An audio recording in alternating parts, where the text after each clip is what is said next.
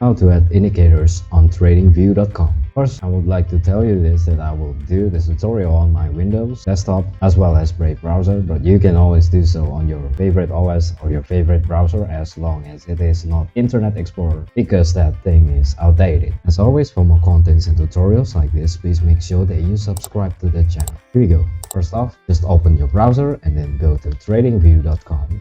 From the TradingView homepage, go to the chart on the navbar. So as you can see right now that I'm viewing the Netflix stock price on Nasdaq, it's declining sharply today. And then to actually add indicator on your chart, click this indicator menu. Should show indicators, metrics, and strategies. As you can see that I have already one favorite. It's called Stochastic RSI. So here's the deal with it. Under my script, you can add your own Pine script or your modified Pine script.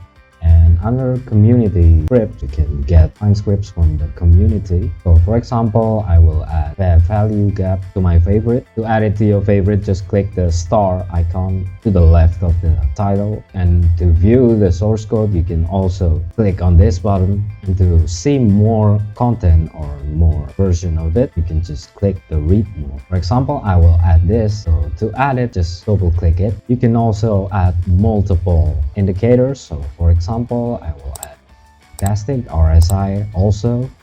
Okay, so as you can see, now I have 3 indicators, 2 Stochastic RSI and 1 fair value gap. You can modify the indicator as well. So for example, use source code, and as you can see, I am now currently running the 28.0 version of the Stochastic RSI. I can use the previous version, be it 27.0, 26.0, whatever. I will choose 27.0 for example. You can add the text note to it, for example. You can do a strategy tester here also. And to hide it, just click hide panel on the right.